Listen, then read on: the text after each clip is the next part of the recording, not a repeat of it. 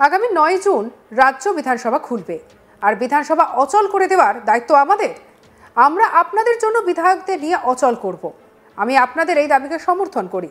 আপনারা এগিয়ে চলুন, আপনারা জিতবেন। রাজনীতির ঊর্ধ্বে উঠে আমরা আপনাদের সহযোগিতা করব। চাকরিহারাদের অবস্থান মঞ্চে গিয়ে বড় বার্তা শুভেন্দু অধিকারীর। তিনি ঠিক কি বলেছেন শুনুন এক ঝলকে।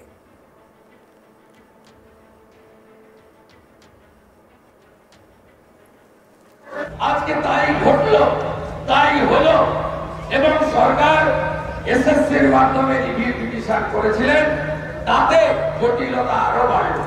যারা গ্রুপ সি গ্রুপ ডি তাদের যারা হাজার হাজার কর্মসংস্থান পেয়েছেন, হ্যাঁ নিশ্চয়ই অযোগ্য কিছু আছে, কিন্তু অনেকেই শিক্ষক শিক্ষিকাদের মতো যোগ্য আছে, তাদের প্রতিও ইনজাস্টিস করা হয়ে গেল। তারপরে আমরা সিভিক ভলেন্টিয়ারদের মতো আমরা ভাতা দেখলাম সি এবং ডির ক্ষেত্রে। এক্ষেত্রেও অন্যায় হল শিক্ষক শব্দের, শিক্ষাকর্মী শব্দের যে মর্যাদা, যে সম্মান, সেটাকে এই রাজ্যের ক্যাবিনেট নিচের তলায় নিচের দিকে নামিয়ে দিল। এটাও টলারেবল, অ্যাকসেপ্টেবল নয়। আগামী 9 জুন রাজ্য বিধানসভা খুলবে।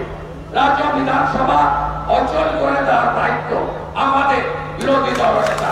আমরা বিধায়কদের নিয়ে অচল করব, আপনাদের জন্য অচল করব।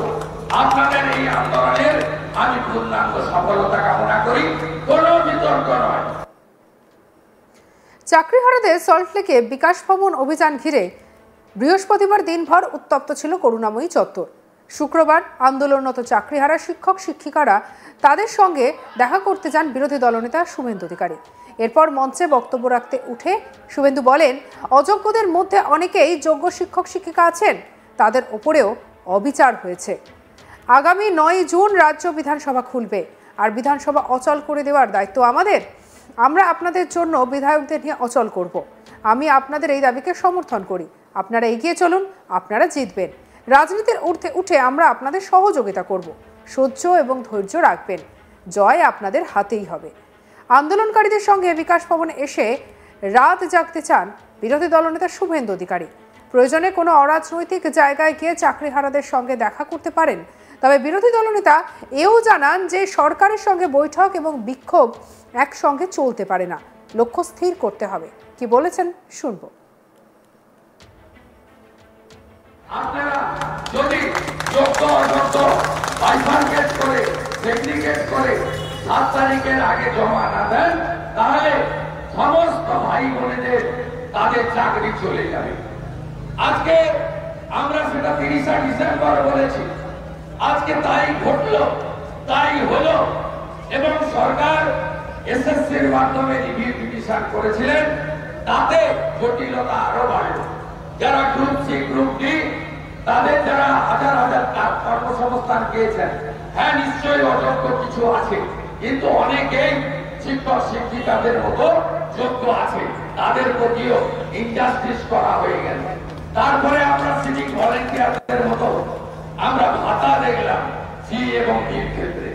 এক্ষেত্রেও অন্যায় হল শিক্ষক শব্দের, শিক্ষাকর্মী শব্দের যে মর্যাদা, যে সম্মান, সেটাকে এই রাজ্যের ক্যাবিনেট নিচের তলায় নিচের দিকে নামিয়ে দিল। এটাও টলারেবল, অ্যাকসেপ্টেবল নয়। আগামী 9 জুন রাজ্য বিধানসভা খুলবে। রাজ্য বিধানসভা অচল করে দেওয়ার দায়িত্ব আমাদের বিরোধী দলনেতা। আমরা বিধায়কদের নিয়ে অচল করব, আপনাদের জন্য অচল করব। আপনাদের এই আন্দোলনের আমি পূর্ণাঙ্গ সফলতা কামনা করি, কোনো বিতর্ক নয়। কে কি বলেছে তার পাল্টা বক্তব্য নয়, কাউকে ছোট করা, কাউকে বড় করা নয়।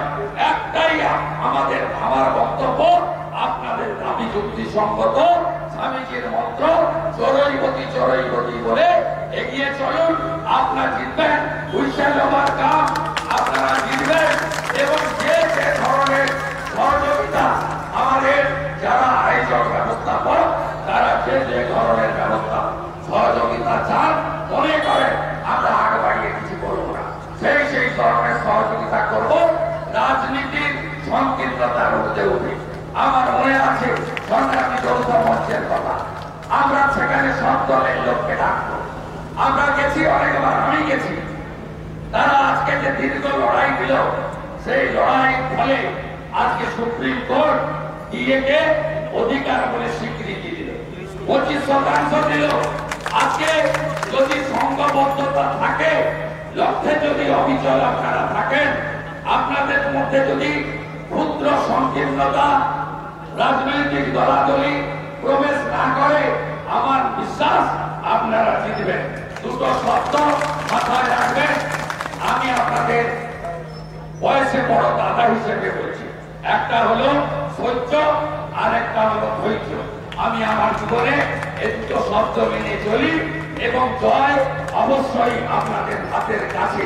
সকলে ভালো থাকুন এবং বক্তব্য রাখতে নয়, যেহেতু আপনারা বেড়া তুলে দিয়েছেন, সবাই আসতে পারে, মাঝে মাঝেই আমি আসবো এবং একদিন রাত্রি যাপনও করবো, আপনাদের সঙ্গে বক্তব্য প্রত্যেকদের রাখার দরকার নেই, প্রয়োজন নেই, সেজন্য আমি আসিও নি। আপনারা বলার সুযোগ দিয়েছেন, আমি কৃতজ্ঞ। আপনাদের সঙ্গে আনকন্ডিশনাল আমি এবং আমার সাথীরা, আমার সমস্ত এমএলএরা থাকবে, এইটুকু কথা দিয়ে আপনাদের আন্দোলনে সফলতা কামনা করে এই যে বর্বরতা কাল পুলিশ দেখিয়েছে, তাকে ঠিক ধিক্কার জানিয়ে। সেখানে শুভেন্দুর সঙ্গে উপস্থিত হয়েছিলেন বিজেপি নেতা কৌস্তব বাগচি এবং সজল ঘোষ। শুক্রবার ওই মঞ্চ থেকে চাকরিহারাদের নিঃশর্তভাবে পাশে থাকার প্রতিশ্রুতি দেন বিরোধী দলনেতা। তিনিও বলেন, বেড়া তুলে দিয়েছেন তাই মাঝে মাঝে আসবে, তবে বক্তব্য রাখবো না, একদিন রাত যাপন করব। যোগ্য শিক্ষক শিক্ষিকা অধিকার মঞ্চ তরফ থেকে রাষ্ট্রপতির সঙ্গে সাক্ষাৎ চান চাকরিহারা শিক্ষকেরা। সে নিয়ে শুভেন্দুকে অনুরোধও জানান তারা।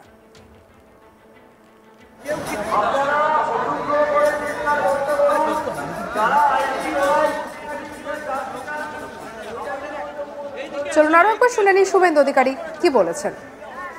আজকে তাই ঘটলো, তাই হলো এবং সরকার এসএসসির মাধ্যমে রিভিউ পিটিশন করেছিলেন, তাতে জটিলতা আরো বাড়লো। যারা গ্রুপ সি গ্রুপ ডি তাদের যারা হাজার হাজার কর্মসংস্থান পেয়েছেন, হ্যাঁ নিশ্চয়ই অযোগ্য কিছু আছে, কিন্তু অনেকেই শিক্ষক শিক্ষিকাদের মতো যোগ্য আছে, তাদের প্রতিও ইনজাস্টিস করা হয়ে গেল। তারপরে আমরা সিভিক ভলেন্টিয়ারদের মতো আমরা ভাতা দেখলাম সি এবং ডির ক্ষেত্রে। এক্ষেত্রেও অন্যায় হলো শিক্ষক শব্দের, শিক্ষাকর্মী শব্দের যে মর্যাদা, যে সম্মান, সেটাকে এই রাজ্যের ক্যাবিনেট নিচের তলায় নিচের দিকে নামিয়ে দিল। এটাও টলারেবল, অ্যাকসেপ্টেবল নয়। আগামী 9 জুন রাজ্য বিধানসভা খুলবে। রাজ্য বিধানসভা অচল করে দেওয়ার দায়িত্ব আমাদের। সঙ্গে রাখুন আজ তাক বাংলার ইউটিউব চ্যানেলকে সাবস্ক্রাইব করতে ভুলবেন না।